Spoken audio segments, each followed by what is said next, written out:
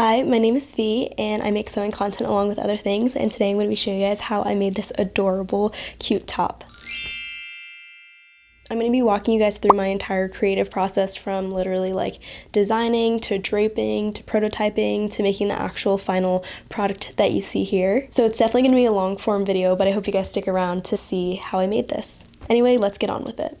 So when I was thinking about a design to make, I knew I wanted like kind of a flowy top, which is why I have those gathers at the bottom, but I also do really like kind of like a tight structure at the top to kind of give you that like cinched look. So that's why I came up with the tight bodice and the corset back. Just because of like the nature of that design, I knew a zipper wasn't gonna cut it on the back, so I went ahead and did the open back at the bottom too, and I just think it turned out like perfect for the summer design. One of the biggest criteria I knew I wanted in this dress was some sort of cutout in the front. I kind of just like love a little revealing look to it, but still somewhat modest, so that's why I came up with that. A lot of summer tops nowadays like kind of look like what I'm wearing right now. It's just like a tank top, so I wanted to make something with a sleeve that is also breathable for the summer.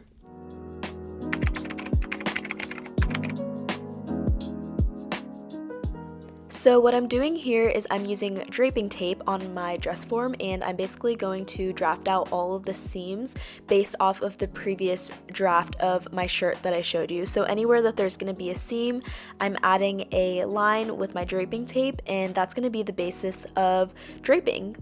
This part especially takes a lot of trial and error, and honestly all steps do, but I do have to play around with it a lot because sometimes I don't like how it lays or I just think it needs readjusting, so definitely take your time with this part of the process.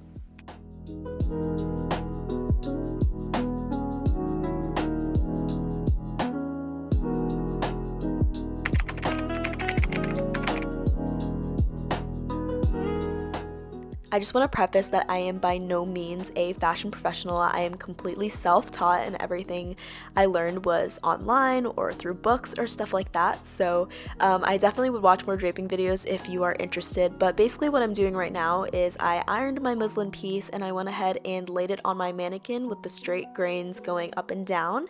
And I'm just kind of playing around with it, seeing what lays well. I'm playing with the darts, figuring out where I want it to go. And the whole thing about draping is you want to make sure that your fabric is laying flat, that it's relaxed, that it's not tugging anywhere, because that can definitely ruin your piece. I don't know why I didn't do it here, but I definitely should have clipped around the areas, especially where the armholes are. You can see it's not laying flat, but somehow the bust area looked fine and it was laying flat, so it honestly ended up working out. But you'll see in the later clips that I do actually go ahead and clip the fabric around it, like I said, just to relax the fabric, release any tension, to make sure that you're not tugging your fabric in places that it's not gonna lay correctly once you sew. So here's an example. So right here, when I'm doing the bottom, I'm realizing that the fabric is not laying flat while I make my way around to the waist. So I'm clipping the fabric everywhere basically, and it releases a lot of the tension and it lets me drape. And what I'm doing is I'm taking a piece of pen and I'm kind of just dotting where my style lines are, and once I take it off of the mannequin, I'm actually able to use a ruler or a curved ruler to connect all the dots and make sure everything is straight and the way I'd like it to be. This part also, you really do need to take your time, because if you do rush and maybe you end up pulling your fabric a different way, it's not going to sew correctly and you're going to have to redrape. So definitely take your time with this.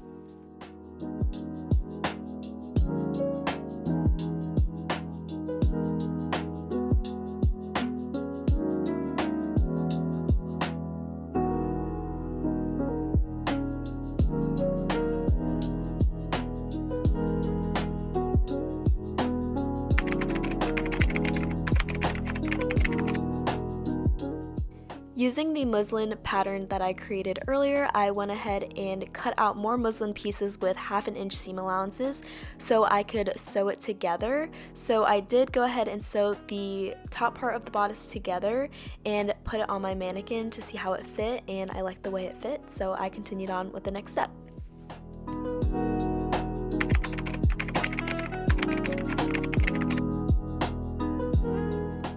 So this is my first prototype that I made. I think I actually ended up making 3 prototypes, but it was really insightful because when you do these prototypes, you want to make sure that you know how you want to construct your garment, what works, what doesn't work, when you try it on, what fits, what doesn't fit, what needs adjusting. It's very important that you do a prototype, and I honestly like doing a prototype with honestly just pretty looking fabric because I just think it makes it more exciting. But yeah, I definitely did come up with a lot of problems throughout this whole process, so as I keep saying, please take your time with every step because you're gonna regret it, and this is subtle foreshadowing for the near future. You'll see in like 20 minutes.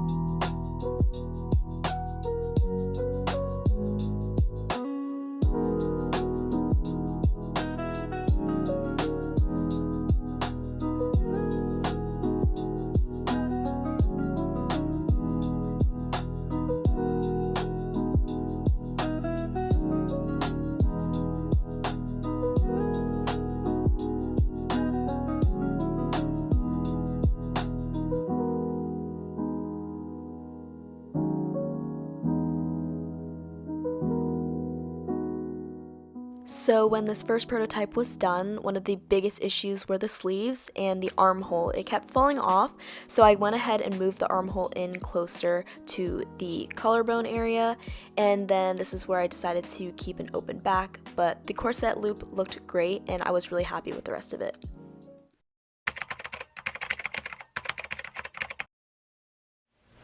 Alright, so I think I'm finally ready to sew the last and final shirt of this pattern. This is the last prototype that I worked on, and it's perfect. I feel like I didn't finish it, clearly. I didn't feel like finishing the sleeves.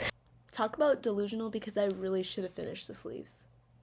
I was just so eager to continue on and to finally finish this pattern. For this shirt, I think I'm going to go ahead and make it with this pattern. This is cotton and it's just this pink floral pattern and I think it's so cute. For the inside, so the lining, I'm going to be using white polyester satin.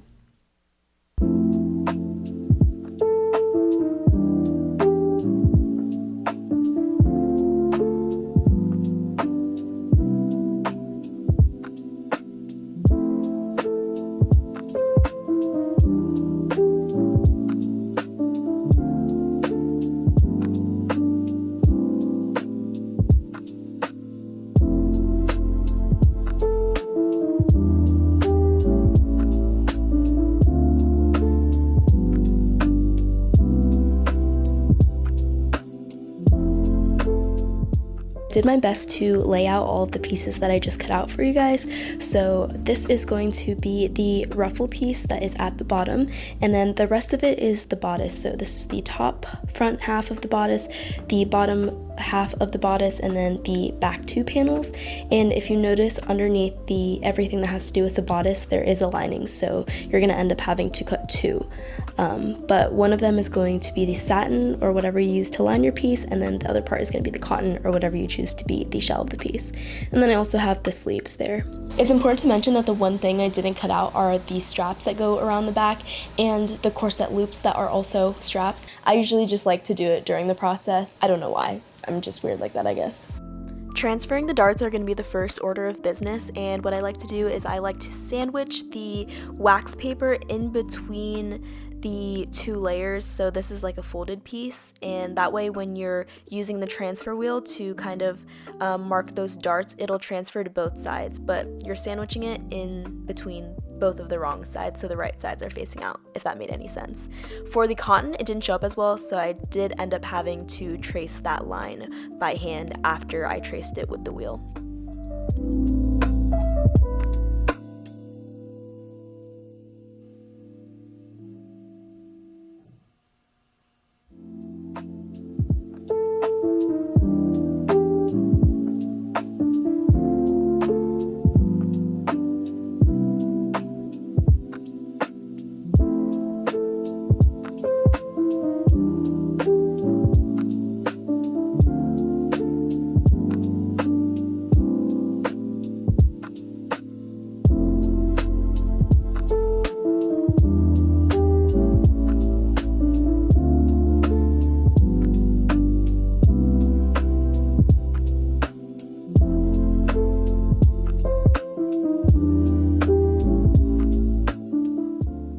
Alright, so I finished sewing the bodice pieces together. So what you should have are these pieces like this, where it's just the top portion and the back portion all connected by the armhole.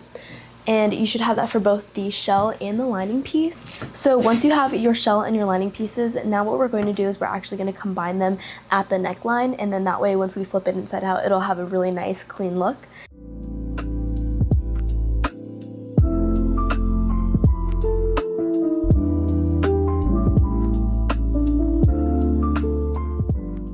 Alright, so this is what I'm working with now, and I'm just going to go ahead and sew with a 1/4 inch seam allowance all around the neckline where you can see all of my pins are. So it ends right in the back corner of each back, right here.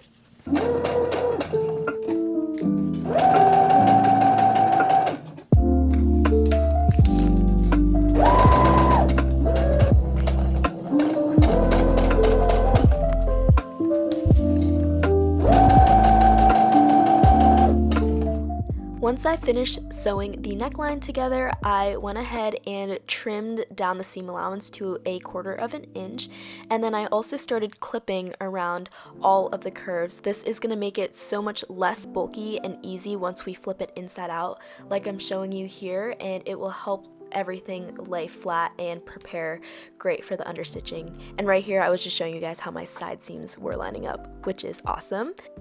You can see that I'm now flipping everything outward, and now I'm going to go ahead and press everything so that the seam allowance is actually going toward the side of the lining. And this is so that once we understitch everything, we're going to catch that seam allowance on the lining side.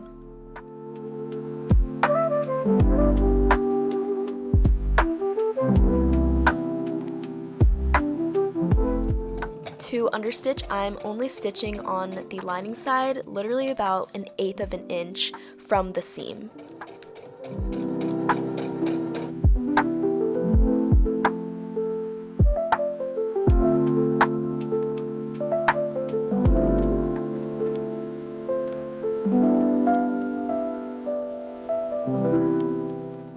So this is the understitching, and not only does it look super clean from the inside, but it also helps so that the lining doesn't appear on the outside. So this is what we are working with right now. I did attach one side of the sleeves, but I'll go ahead and show you guys how to attach the other side. It's a lot easier to attach the sleeves once, like before the bodice is like completely closed. But I'm gonna go ahead and serge this up on the straight side right here, so not the curved part.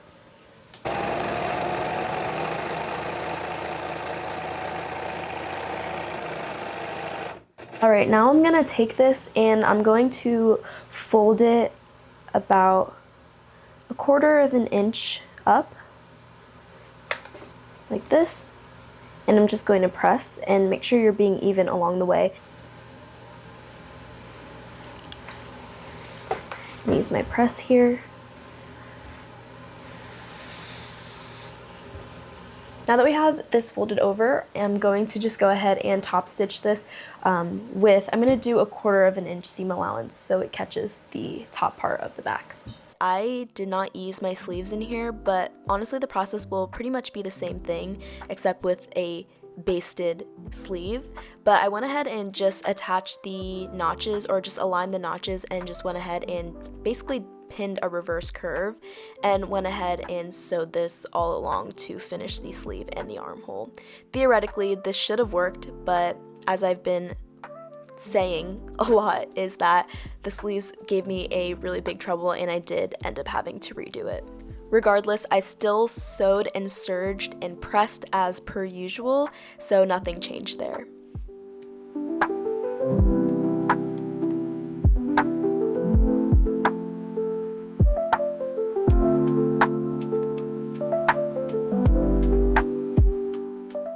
Now I'm starting to make the straps for the corset loops in the back, and as well as the strap that laces everything up. For this I used, I think, like 1.5 inch pieces that I folded together in half, and then I think I sewed with a 1/2 inch seam allowance, and then I went ahead and trimmed that down and turned it over with a looped turner.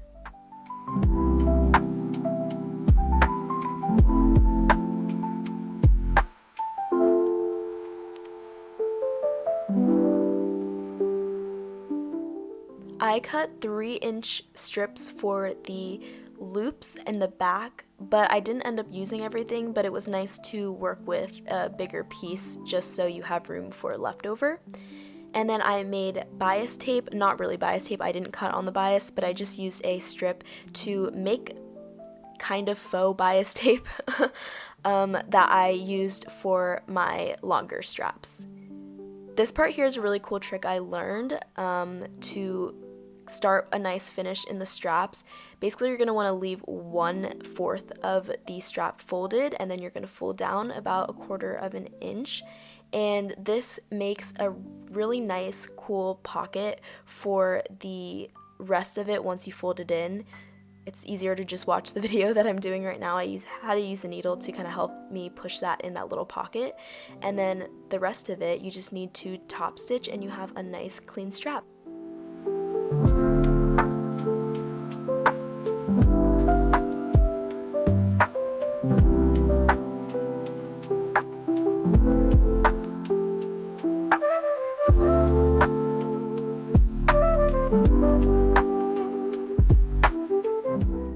To attach everything, I attached the thing that actually laces everything up at the top, and then the rest of the loops I just made sure that everything was evenly distributed across one another. That's why I was using the cutting mat. It helped a lot. And I went ahead and trimmed the excess and basted that onto just the cotton side. To finish everything off, I went ahead and put the right sides together and just sewed with a 1/2 inch of a seam allowance on this end right here. Once I sewed everything, I flipped it inside out, and now you have a really nice clean edge with everything concealed on the inside. I also did top stitch about 1/4 inch from the edge just to give it more stability and a cleaner look as well. Now I'm finishing the bottom edge of that front bodice with bias tape, and I would highly recommend watching a video on bias tape because I'm not quite sure how much my video will help, but here is the process of me doing that.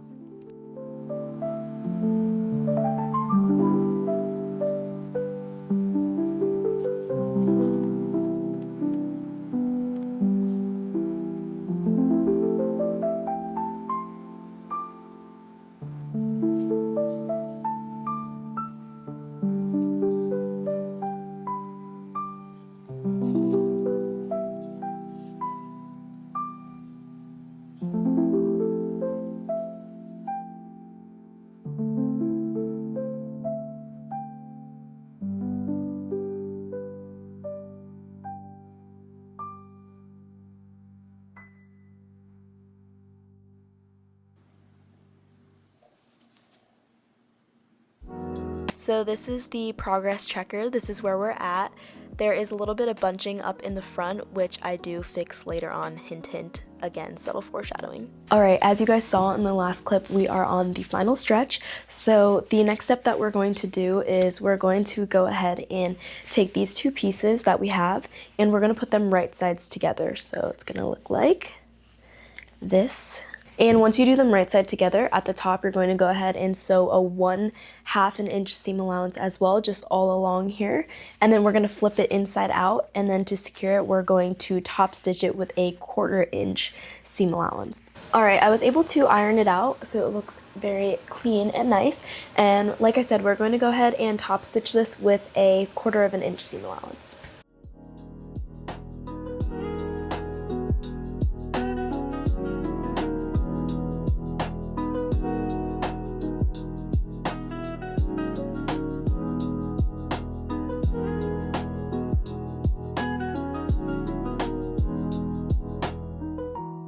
So here I'm just showing me sewing the front panels to the back panels, and I'm overlapping the top panel over the bottom panel so in the front it looks overlapped, and because they're overlapping, I wanted to make sure that they stayed together as one piece while I wore the garment. So I went ahead and top stitched them together. As you can see here, I think I did about like 1/8 of an inch seam allowance, and I basically just top stitched anywhere that they would overlap, and where they wouldn't overlap I would just go ahead and top stitch it anyway to kind of make like the stitches continuous. So you'll see that I'm doing it here.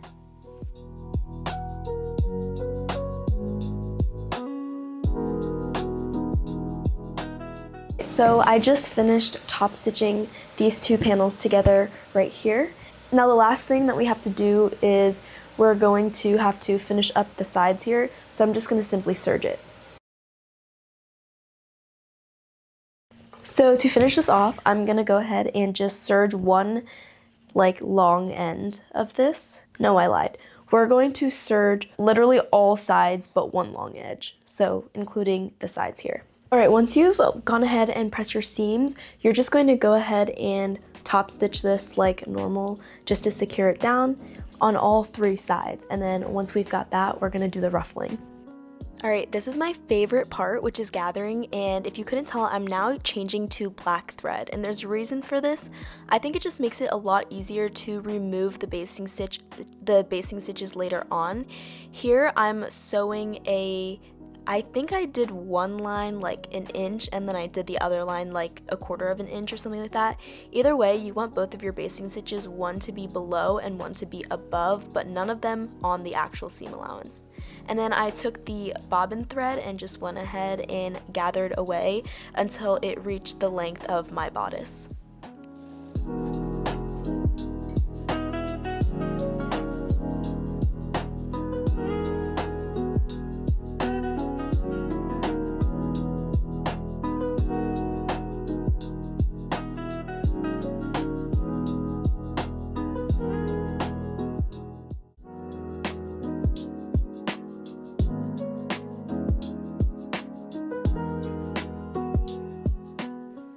Once I finished sewing that to the bodice, you can see me removing the black thread, and like I said, just having a different color thread makes it so much easier.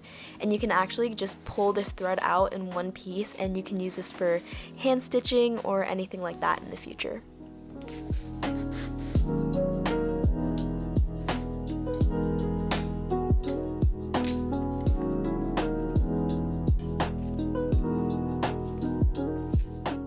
Lastly, I'm just finishing up these side seams with my serger to make it all clean and nice.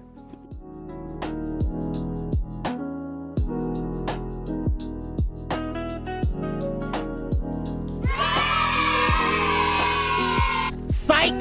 Alright, just when I thought I was done, I actually need to sew up another prototype. Let me tell you why.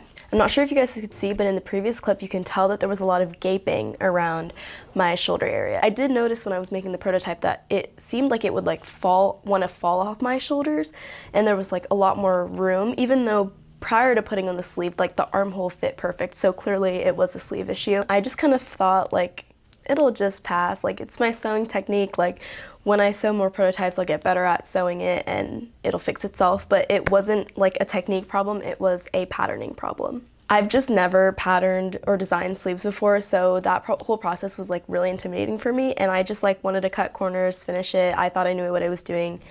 Clearly did not know what I was doing. So this was my original sleeve design. You can tell there's like not really much going on. It's really shallow, and the curves that I made are not curvy at all. So I also think that didn't help because when you're sewing sleeves, depending on what fabric you're supposed to use, you're supposed to make sure that your sleeve is like, say for me I'm using cotton, it has to be at least like 1 inch of extra length so you can ease that into the sleeve, so it gives you more room for movement. I thought I left ease, but clearly I did not, and even if I did leave a little bit of ease, I didn't even ease in the sleeve, so I don't know what I was thinking. So yeah, I just wasn't really happy looking back at those, so now I'm gonna see if I can sew up another prototype with this new sleeve I designed. So this is it. You can tell it's a lot more curvy and there's a lot more height here. I am gonna take 1 inch off of this bottom sleeve because I think that the sleeve looks like a little long for my liking. Other than that, like the sleeve pattern was perfect. I put it on, it wasn't pulling or anything, but yeah, I'm just like really glad I was able to figure that out and fix it, but I do have to do it all today in like 5 hours because I have to go home for like the next month, and this is the last time I'm gonna have my sewing room and my sewing machine. So wish me luck, and hopefully this isn't gonna be a prototype and this is gonna be the last, finally, like the actual final project. This just comes to show that sewing is not a linear process at all, and you really should take your time with it, because then you'll end up like me. If I had just taken like an extra 20 minutes to learn more about sleeve patterning, I probably would have been done with this by now. But here we are on the last day and I have to sew another prototype. Anyway, I'm not sure how much of this I'm actually gonna film because my time is limited, but hopefully I'll be able to show you guys just a little bit, and we'll finish the final project soon.